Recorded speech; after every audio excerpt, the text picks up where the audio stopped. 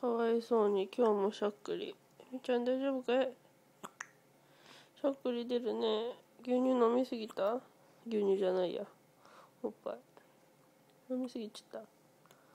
飲みすぎたのあなたのせいよって覚えてる？そういう歌があった昔。